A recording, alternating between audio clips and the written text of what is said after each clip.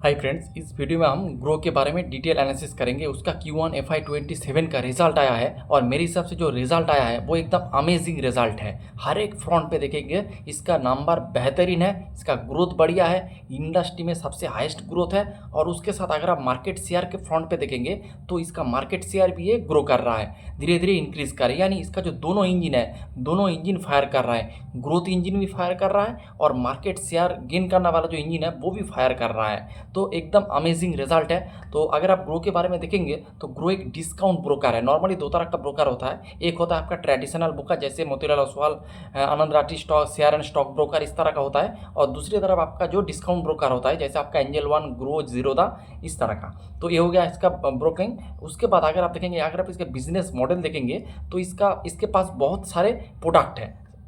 लेकिन सबसे ज़्यादा जो रेवेन्यू इससे कंट्रीब्यूशन होता है वो होता है आपका डेरिवेटिव वाले सेगमेंट से। यानी आपका जो ऑप्शन जो ट्रेडिंग होता है, यानी फ्यूचर ऑप्शन में जो ट्रेडिंग वगैरह होता है उससे इसके ज़्यादातर रेवेन्यू से आन होता है। ऑलमोस्ट 50% इसका जो रेवेन्यू आते हैं वो आते हैं आपका जो ऑप्शन डेरिवेटिव वाले सेगमेंट से। और उसके बाद इसके पास आपका AMC है, फिर आपका स्टॉक्स है, स्टॉक्स का भी डेरिवेटिव करते हैं, आपका डेरिवेटिव होता है। फिर इसके पास MTF बुक है, फिर ये पर्सनल लोन प्रोवाइड करते हैं, फिर लोन अगेंस्ट सिक्योरिटी प्रोवाइड करते हैं। उसके बाद इसके पास एक AMC है, AMC के थ्रू भी बिजनेस कर रहा है। उसके बाद आप देखेंगे इसका कमोडिटी में भी ये एंटर किया है, कमोडिटी एक्सचेंज में जो इसके पास नहीं था वो भी एंटर किया है। तो इसका जो प्लेटफॉर्म ग्रो एक प्लेटफॉर्म है, इस प्लेटफॉर्म में ये बहुत तरह का प्रोडक्ट ये लोग सेल करते हैं। सिंपल बिजनेस मॉडल है। इसके बाद हम देखेंगे इसका ग्रोथ कैसा है। अगर आप इसका कॉन्सोलिडेट बेसिस पे देखेंगे, ओवरऑल जो ग्रोथ है इसका रेवेन्यू ऑलमोस्ट 63% से ग्रो किया है, EBITDA 101% से ग्रो किया है, पैट 94% से ग्रो किया है। और इसका पैट मार्जिन अगर आप देखेंगे वो भी इम्प्रूव हुआ है, 40% था बढ़कर हो चुका है 47%। कोई भी जो प्लेटफॉर्म बिजनेस है उसमें आपको देखेंगे आपको बहुत अच्छा खासा मार्जिन मिलता है, क्योंकि आपको प्लेटफॉर्म आपको एक ही बार बनाना पड़ता है। आप जितना भी क्लाइंट उसमें ऐड करें आपका प्लेटफॉर्म का खर्चा उतना नहीं बढ़ता है। जैसे आप कोई भी एक जो बिज़नेस होता है, जो जो नॉन प्लेटफॉर्म बिजनेस है उसमें आपको ज़्यादा से ज़्यादा शोरूम वगैरह ऐड करना पड़ता है, स्टोर वगैरह ऐड करना पड़ता है। लेकिन प्लेटफॉर्म बिजनेस में आपको जो ऑपरेटिंग एक्सपेंस जो होता है वो कम होता है, इसीलिए उस सेगमेंट में आप देखेंगे मार्जिन बहुत अच्छे लेवल पे मिलता है, ऑपरेटिंग लेवरेज बहुत अच्छा मिलता है। इसीलिए देखेंगे इसका जो पैट का जो ग्रोथ होता है वो हमेशा आपको रेवेन्यू से ऑलमोस्ट डबल स्पीड से ग्रो करता है। तो ये एक बात है। उसके बाद अगर आप इसका क्लाइंट एडिशन देखेंगे तो इसका क्लाइंट एडिशन भी 24% से इसका क्लाइंट एडिशन हो रहा है। अगर आप देखेंगे अभी जो करंट मार्केट है वो मार्केट उतना अच्छा नहीं है उसका। अगर आप Q1 का बात करेंगे तो Q1 में इसका देखेंगे वो वार चल रहा था, उसके बाद आपका जो क्रूड ऑयल का प्रॉब्लम हो रहा था, सप्लाई चेन में डिसरप्शन आ गया था। तो बहुत सारे प्रॉब्लम के थ्रू ये आपका जो बिज़नेस जा रहा है। लेकिन उसके बाद भी आप देखेंगे 24% से क्लाइंट का जो एडिशन है मेरे हिसाब से एक तगड़ा नंबर है। अगर आप Anand Rathi share and stock broker का देखेंगे तो उसका जो क्लाइंट एडिशन है वो 15% से है। लेकिन अगर आप इधर ग्रो को देखेंगे तो ऑलमोस्ट 24% से अपना क्लाइंट को एडिशन कर रहा है। तो आप देखेंगे ग्रो बहुत बेहतरीन काम कर रहा है। उसके साथ और कुछ पैरामीटर हम देख लेते हैं। फर्स्ट ऑफ ऑल इसका जो 4 से 5 जो मेन पिलर है, इनमें से मेन पिलर है इसका इक्विटी डेरिवेटिव प्रीमियम एडीटीओ, यानी इक्विटी डेरिवेटिव कितना स्पीड से ग्रो कर रहा है। अगर आप इसका जो और इक्विटी डेरिवेटिव का कंट्रीब्यूशन है almost 50% of total revenue, 52%।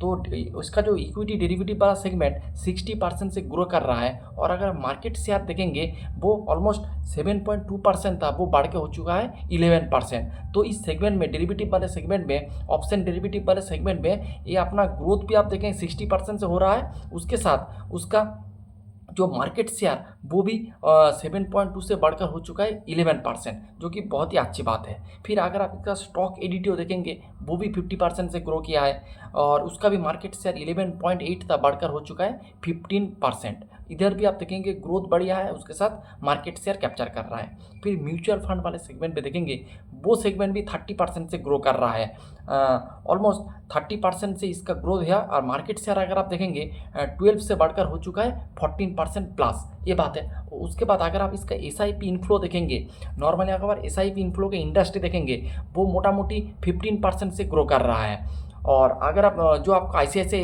AMC में मिल जाएगा SIP इनफ्लो का डेटा, तो 15% से ग्रो कर रहा है इंडस्ट्री, 15-16% से। लेकिन इसका अगर आप ग्रोथ देखेंगे तो 32% से ग्रो कर रहा है, इस तरह का बुरे मार्केट में भी। तो बहुत ही बढ़िया नंबर है।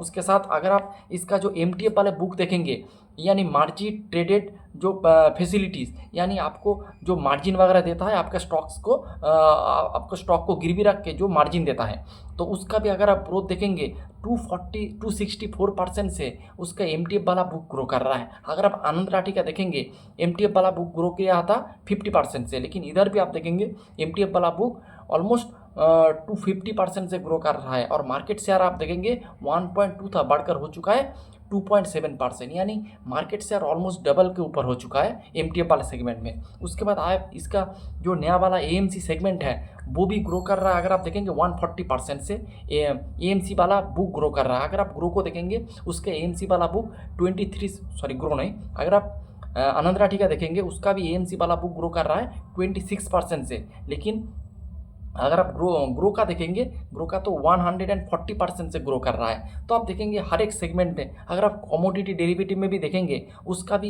एक्टिव जो यूज़र है वो लास्ट 4 क्वार्टर से स्टार्ट हुआ है, एक्टिव जो ये Q1Q बेसिस पे 10% से ग्रो कर रहा है।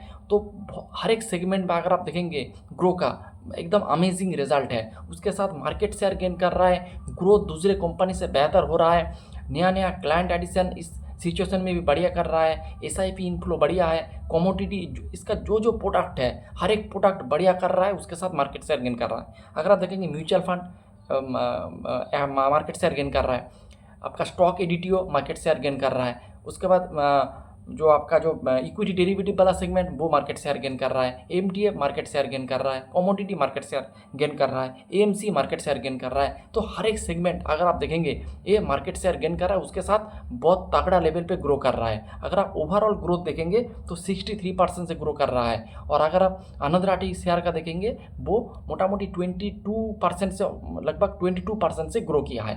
तो जो मेरे को लगता है, जो अगर आपको कोई ब्रोकिंग वाला आगे स्टॉक आपको देखना है तो मेरे हिसाब से ग्रो नंबर 1 प्लेयर है। लेकिन इसका वैल्यूएशन थोड़ा हाई है, मेरे को वैल्यूएशन हाई नहीं लगता है। क्यों लगता है? करंट पी अगर आप देखेंगे इसका 60 है। अगर आप इसके FI27 के हिसाब से देखेंगे इसका फॉरवर्ड पी तो 40 के रेंज में आपको मिल जाएगा। तो 40 का पी ग्रोथ चल रहा है 50-60% से। तो उसके साथ हर एक सेगमेंट बढ़िया कर रहा है।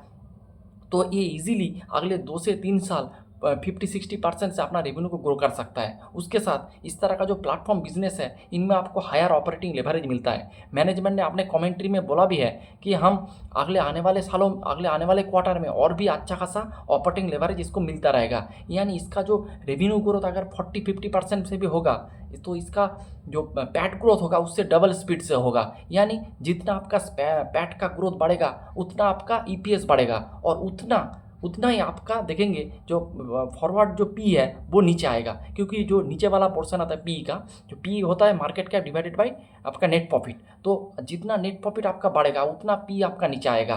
तो मेरे को लगता है ये जो 40 वाला जो पी है मेरे हिसाब से ठीक ठाक पी है। कोई ओवर वैल्यूड स्टॉक मेरे को ग्रो नहीं लगता है। बहुत ही बढ़िया बिजनेस है। आप इस बिजनेस को अच्छे से पढ़ें, इसका PPT गो थ्रू करें, कॉल भी अटेंड करें।